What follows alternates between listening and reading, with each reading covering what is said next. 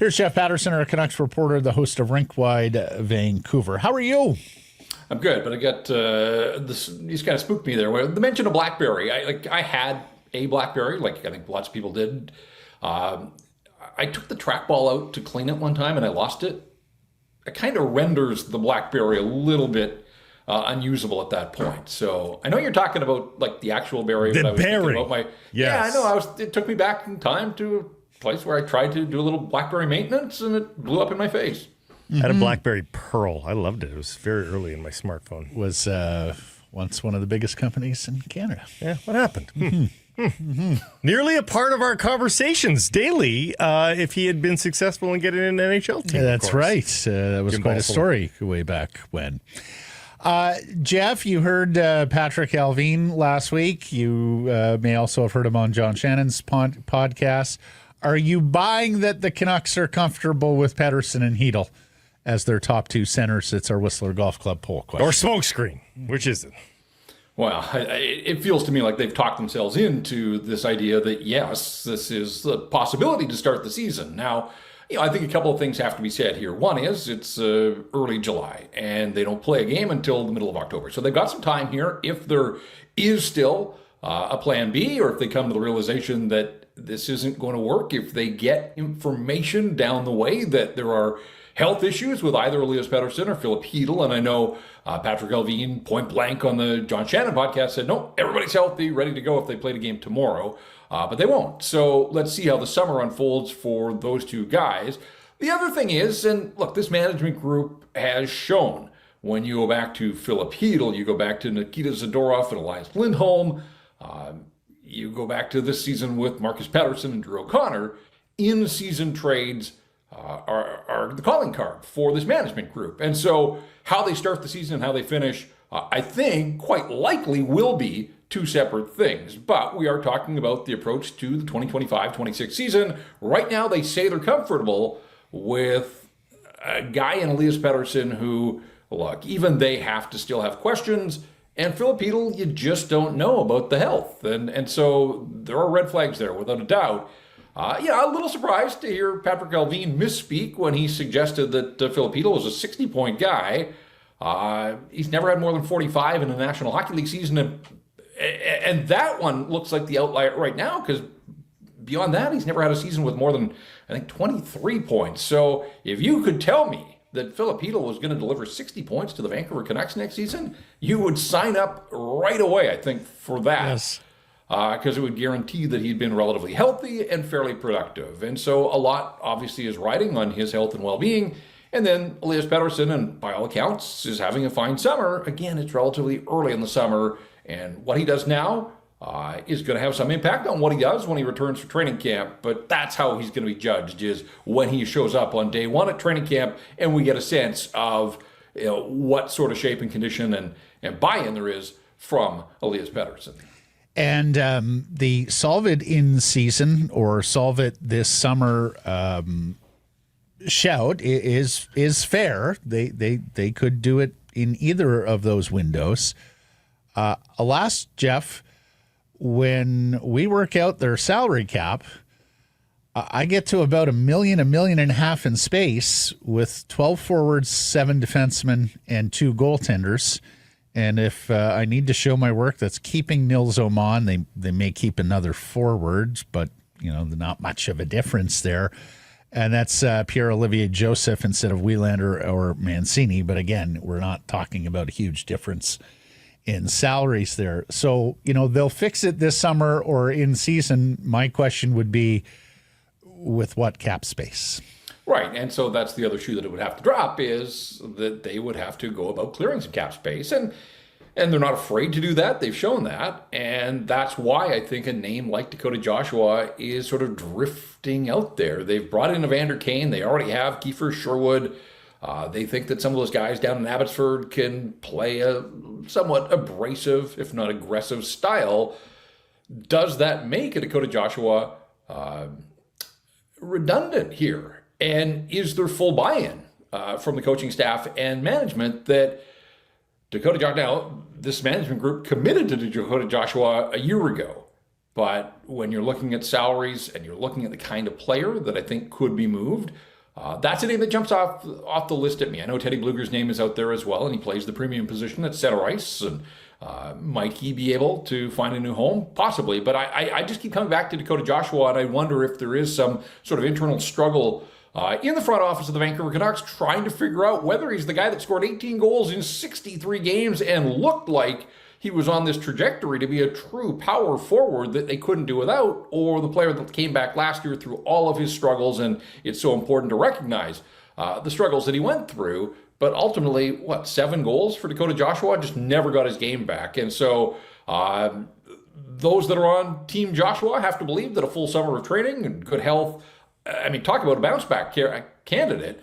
Him and Höglander and Elias Paterson, all three of them, and that's where we get to the ifs of if everything goes right, if those three were to return, and if all three were to play to their potential, that would represent a massive influx of goals for the Vancouver Canucks. But I just wonder if there is the sense that they have sort of covered some of the bases with some of the things that Dakota Joshua does well for the Vancouver Canucks, and would that make him an appealing trade chip to other teams so that you could not only move off the salary, but possibly get something of value in return? Well, it's a great exercise. And hey, would you like both of them to be firing on all cylinders? Yes. But what are the chances Evander Kane gets more points and goals than what Dakota Joshua did in that career year? Can Evander Kane go 20-20? I would say that's a pretty decent likelihood that Evander Kane can go 20-20 next season, which is going to be better than Dakota Joshua's career year, which, again, you're not adding to, but you're at least getting back to sort of optimal standings if you eject Joshua and put Kane in his spot. Yeah, and look, put Evander Kane very much in that pile of wild cards with the Vancouver Canucks. But to your point, absolutely there is potential at the top end there. There's reason to believe. This guy is a guy that has scored goals in the National Hockey League. He still has the power. He's, the year off, he talked about rolling back the odometer a little bit, but said he felt really good when he got back to the playoffs and was productive there when the stakes were the highest. So, yeah, I think you have to give him every opportunity here to contribute and do the things that Evander Kane can do to help a hockey club. And so that's going to be a fascinating battle. If both of those players that we're talking about, Evander Kane and Dakota Joshua, are here, could be utilized differently. Dakota Joshua brings some penalty-killing utility. Evander Kane, I don't think he's going to be a penalty killer for the Vancouver Canucks, but it will be a fascinating sort of internal derby to watch how the seasons unfold for both of those players. Now, we were talking about second-line center. A lot of teams are talking about second-line center. Guys, this isn't a league that is talking about expanding again by two. But is this a canary in the mine shaft on we are getting really close to watering down the product when so many teams are looking for a pretty star-laden critical feature like a second-line center? Is this the first sign? And hey, you could make the argument, water it down. That'll make the superstars look even better. But often it just turns into mud and they actually don't get any more space. But you tell me, what does this say about the league that everybody seems to need a second-line center? Yeah, we reached that point in time now where everybody was focused on raising their kid to be a right-shot defenseman. Yes. Maybe they can move them back to the middle now. But honestly, maybe some guys that are starting out their careers and have been primarily wingers, maybe they look to taking on some of the center duties and face-off success. Acumen, it's not the wildest thing. And I know, I've had people in social spaces saying, why don't the Canucks experiment with a guy like Dakota Joshua at center ice? Big body. And it's not the wildest notion. If you've got, if he was hitting on all cylinders, if he was coming off a good year, and you're like, yeah, let's give him. He just needs to be a good winger first before they make fair it enough. I'm willing to buy that, but I do wonder if it gives some players reason for pause here to think that you can do the duties of a winger primarily, but if you could add a face-off skill or whatever it is that the coaches are looking for from the center ice position. It becomes that premium spot already. And you're right. If the league is looking at adding teams, that means not just stockpiling a National Hockey League roster, but lower levels as well. Are there enough players out there? I think it's certainly a valid question. Now, we've asked it before prior to Vegas and Seattle expansion, and here we are now with 32 teams.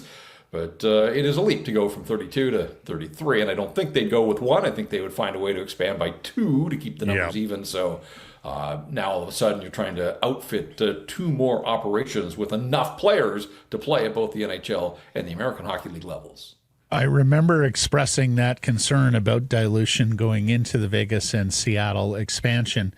Bob McKenzie mentioned to me, no, Matt, like there's a lot of talented players now. A lot of kids play with the puck, and we've taught hockey skills, and there's going to be enough talent to go around. For the most part, I think he was right. It has also extended the careers of a number of veterans who probably would not have gotten the NHL games in that they did, and in some cases it's veterans that people want to see who have name and brand recognition. What I would say, expansion from this point forward, remember what happened after we brought in San Jose, Tampa, Ottawa, Florida, Anaheim, and then we got to Minnesota and Columbus. And what did Minnesota do to the league? They looked around and went, we don't have nearly enough offensive players. We're shutting shit down. Wrap it up and play the best defensive game we can. And that led, in my view, to a particularly ugly period of entertainment value in the National Hockey League. I would absolutely hope that we're not going back to that, right? And I would absolutely hope that the pure greed to get 2 more hefty expansion franchises for the owners, revenue that isn't shared with the players, wouldn't bring us back to that state. Players are so much faster and fitter now. I would hope they'd be able to break through that, Jeff, but I don't know.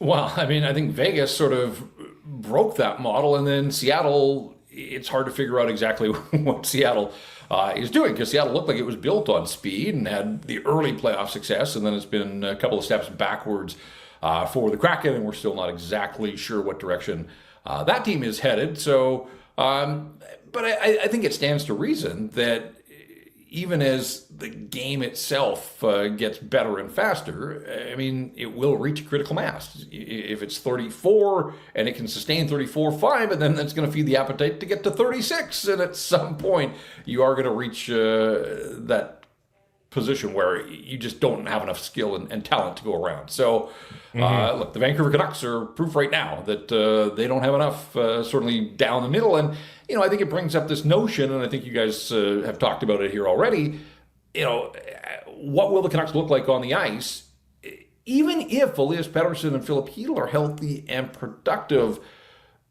This is a team that's built from the goaltender out, strong in goal. They have completely reshaped the defense over the last couple of years. They have reallocated resources from forward to defense.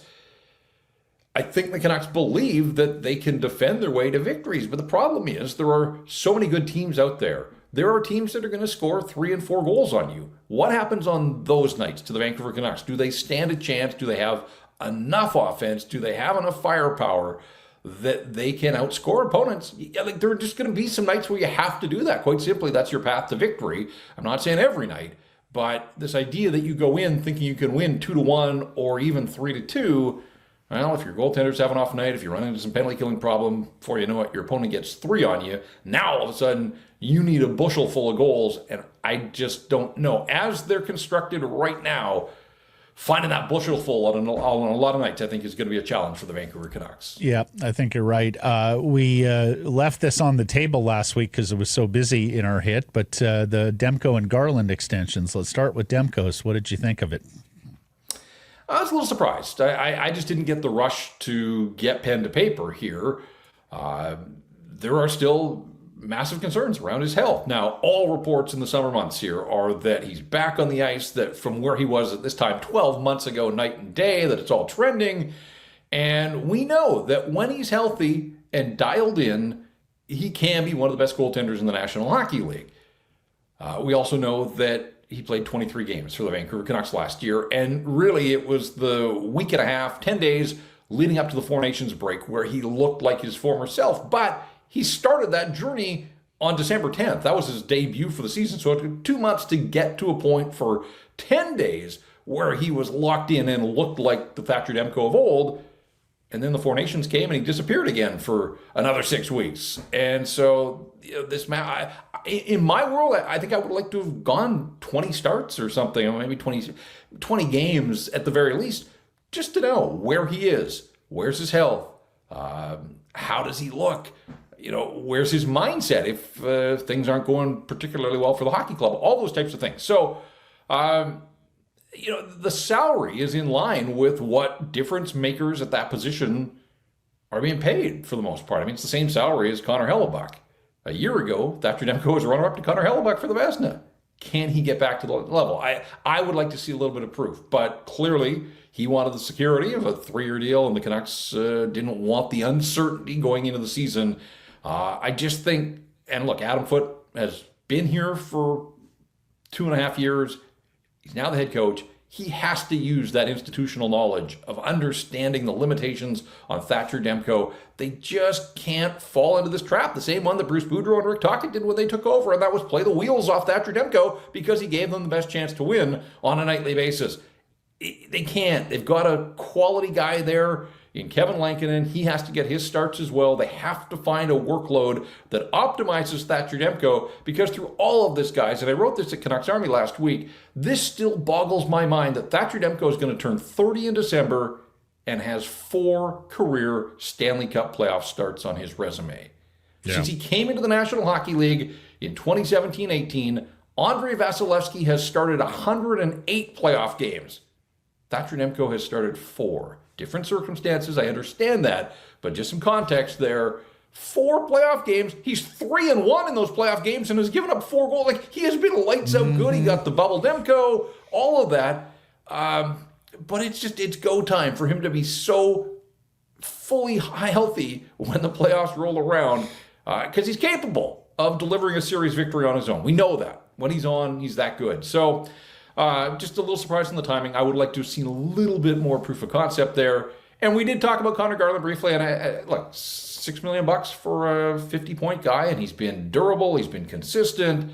I think maybe the Canucks see him as a 50-point guy. On other teams, I'm not sure that he would be a 50-point guy just because he's had opportunities higher in the lineup. They need to surround him with better players. But, if there was any concern, I guess it's the 6 years for a guy that will be 30 when the contract kicks in. But I do think it's important to note, even at his stature, remarkably durable, has missed very little time as a member of the Vancouver Canucks. And so I think there's reason to believe that he can be that sort of player over the duration of the long-term extension. The hallmarks of a disastrous contract are too high a cap hit for too long a term. Canucks don't have any of those in the incumbents. I think Boeser and Garland have decent cap hits. You might quibble with term. Demko, a little high on the cap hit, but you can't quibble with the term. It's a pretty escapable contract in terms of term. So in that regard, do you say, hey, there's quibbles, but there's no disasters here in the group? Yeah, I mean, and even before these ones, like, there were really no buyout candidates this summer for the Vancouver Canucks. They didn't have any of those truly bloated contracts on the books. There are questions around Elias Paterson, obviously. He's sort of in a different silo. But the rest of the group here, a year from now, like, could they buy out the final year of Tyler Myers, $3 million if they needed to clear up some space? Yeah, would it generate a ton of savings? Not really, but $3 million for a 36 going on 37-year-old Tyler Myers, that one could be a buyout candidate. We'll wait and see. But in the here and now, no. I mean, for the most part, like I mentioned earlier, like, this management group has reallocated talent and funds from up front to the defense core. They still don't have the championship banners that Patrick Elvine has alluded to at times through the years. But they do seem to have brought the cap back under control for the most part. Now, in saying that, they also have OEL's buyout on the books forever, and that's starting to take a chunk out of the here and now for the salary cap. And when we talk about what room, part of it is that you look at the numbers there, the dead money on the books because of OEL and to a lesser degree Ilya Mikheyev, that is interfering with what this team is trying to put together. So it feels like they've manage the books a little bit better, but in the same sense, they're bumping up against the cap because they've got decisions that they have made to move off other contracts here that certainly are interfering with what they're trying to get done right now. So can't give them a perfect score on the cap management by any stretch of the imagination here.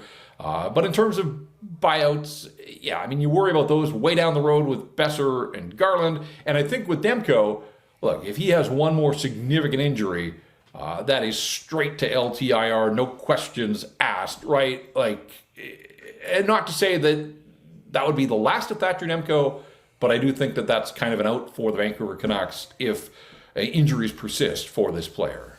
Yeah, I think you're right. And hey, no buyout candidates. They're getting better at this. Yeah, great. It's fantastic. It's incremental progress, Blake, but no, there's not any anchor contracts out this time of year in this market for years, so we're not there this year. I think you're right, Jeff. You have to put Elias Paterson's contract in a separate silo because there's just so much riding on it. But outside of Paterson and his potential for anchor, there are no real horrific contracts on the Vancouver Canucks, which is, I guess, a plus. Vancouver Canucks, not horrific. I don't think they'll go with that as the slogan. You don't think so? No, probably not. Thanks, Jeff. All right, guys.